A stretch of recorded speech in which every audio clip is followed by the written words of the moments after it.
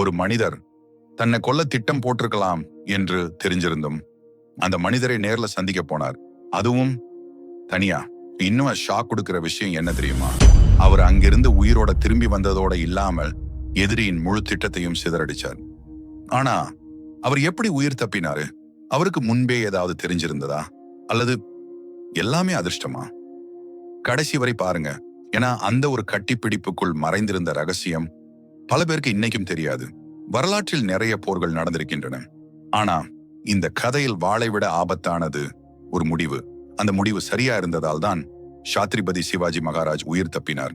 இல்லை என்றால் வரலாறு வேற மாதிரி எழுதப்பட்டிருக்கும். ஆனா அவர் என்ன முடிவு எடுத்தாரு? அதுதான் இந்த கதையின் உண்மையான திருப்பம்.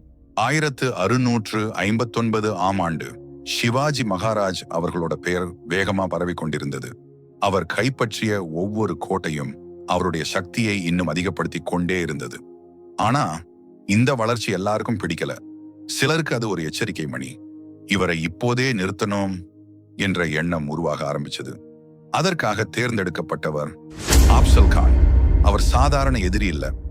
பல போர்களை பார்த்த அனுபவசாலி, பெரிய படை, பெரிய செல்வாக்கு, இன்னும் முக்கியமா தன்னோட வெற்றியில ரொம்ப நம்பிக்கை வச்சிருந்தவர். அவரை பார்த்த பலர் இப்போ சாத்ரிபதி சிவாஜி மகாராஜ் கதை முடிஞ்சிடும் என்று நினைச்சாங்க. ஆனா ஆப்சல் கானுக்கே தெரியாத ஒரு விஷயம் இருந்தது. சிவாஜி மகாராஜ் மற்ற தலைவர்களை மாதிரி யோசிக்கிறவர் இல்ல. ஒரு நாள் ஆப்சல் கான் கிட்ட இருந்து ஒரு செய்தி வந்தது. நம்ம அமைதியா சந்திச்சு பேசலாம். முதல் பார்வைக்கு இது நல்ல விஷயம் மாதிரி தான் தெரியும். ஆனா சிவாஜி மகாராஜ் உடனே நம்பல. அதே நேரம் உடனே மறுக்கவும் இல்லை. அவர் ஒரு கேள்வியை மட்டும் யோசிக்க ஆரம்பிச்சார். இந்த அழைப்புக்கு பின்னாடி வேற ஏதாவது இருக்குமா? அதுக்கு பிறகு அவர் தகவல்கள் சேகரிக்க ஆரம்பிச்சார். அந்த தகவல்களில் ஒன்று அவரை ரொம்ப கவனமாக இருக்க வைத்தது. அந்த நொடியிலிருந்து அவர் எடுத்த ஒவ்வொரு முடிவும் மாற ஆரம்பிச்சது. ஏன் தெரியுமா? அவர் ஒரு விஷயத்தை புரிஞ்சு வச்சிருந்தாரு. சில நேரங்கள்ல எதிரி சொல்ற வார்த்தைகளை விட அவர் சொல்லாமல் மறைக்கிற விஷயங்கள் தான் அதிக ஆபத்தானவை. இப்போ அவருக்கு 2 சாய்ஸ். போகணும் அல்லது போகக்கூடாது. பெரும்பாலானவர்கள் என்ன பண்ணுவாங்க? ஆபத்தை தவிர்ப்பாங்க. ஆனா சிவாஜி மகாராஜ் அவர் வேற மாதிரி யோசிச்சாரு. ஆபத்து இருக்கலாம், ஆனா நான் தயாரா இருந்தா. இந்த ஒரு கேள்விதான் எல்லாத்தையும் மாற்றியது. இறுதியாக சந்திப்பு நாள் வந்தது. காட்டுப்பகுதியில் ஒரு கூடாரம், வெளியே பதட்டம், உள்ளே அமைதி. இருவரும் மெதுவா ஒருத்தர் நோக்கி நடந்தாங்க. யாருக்கும் தெரியாது அடுத்த சில வினாடிகள்ல என்ன நடக்க போகுதுன்னு. ஆனா அந்த கூடாரத்துக்குள்ள நுழைந்த 2 பேர்ல ஒருத்தர் மட்டும்தான் வெளியே வரப்போறாரு என்று பலர் நினைச்சாங்க. இறுதியாக இருவரும் அருகில் வந்தாங்க. பிறகு கட்டிப்பிடிச்சாங்க. வெளியே இருந்தவர்களுக்கு அது ஒரு சாதாரண சந்திப்பு மாதிரி தெரிஞ்சிருக்கும். ஆனா சிவாஜி மகாராஜ் ஒரு விஷயத்தை கவனிச்சுக்கிட்டு இருந்தார். ஏதோ சரியில்லை, ஏதோ நடக்க போகுது. அந்த உணர்வு அவரை விட்டு போகவில்லை. அடுத்த சில வினாடிகளில் அது வெறும் சந்தேகமா இல்ல உண்மையா என்பது தெரிய போகுது. வரலாற்று குறிப்புகளின்படி அந்த நேரத்தில் அப்சல் கான் தாக்க முயன்றதாக கூறப்படுகிறது. அவரோட கணக்கு ரொம்ப சிம்பிள். இந்த சில வினாடிகளில எல்லாமே முடிஞ்சிடும். ஆனா அடுத்த நொடியிலேயே ஏதோ அவர் எதிர்பார்க்காத ஒன்று நடந்தது. ஏன் தெரியுமா? சிவாஜி மகாராஜ் வெறுமனே அங்கே போகவில்லை. அவர் ஏற்கனவே ஒரு ஸ்டெப் முன்னாடி இருந்தார். அவர் மனசுல ஒரு விஷயம் தெளிவா இருந்தது. ஆபத்து வந்தா நான் என்ன பண்ண போறேன்? அந்த கேள்விக்கான பதிலை அவர் முன்பே தயார் பண்ணி வைத்திருந்தார். வரலாற்று குறிப்புகளின்படி அவர் பாதுகாப்பு கவசம் அணிந்திருந்தார். அது மட்டுமல்ல, ஆபத்து ஏற்பட்டால் தன்னை காப்பாற்றிக் கொள்ள தேவையான ஏற்பாடுகளையும் செய்திருந்தார். அதுதான் அந்த சந்திப்பின் உண்மையான டர்னிங் பாயிண்ட். ஒரே ஒரு நொடியில் நிலைமை முழுக்க தலைகீழா மாறியது. வேட்டையாட வந்தவர் அதிர்ச்சி அடைந்தார்.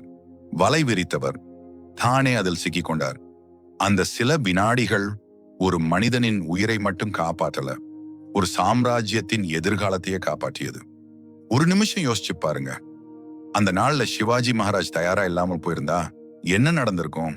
ஒரே ஒரு தவறான முடிவு எல்லாத்தையும் மாற்றி இருக்கலாம். ஒரே ஒரு கவனக்குறைவு அவருடைய பயணத்தையே அங்கே முடிச்சிருக்கலாம்.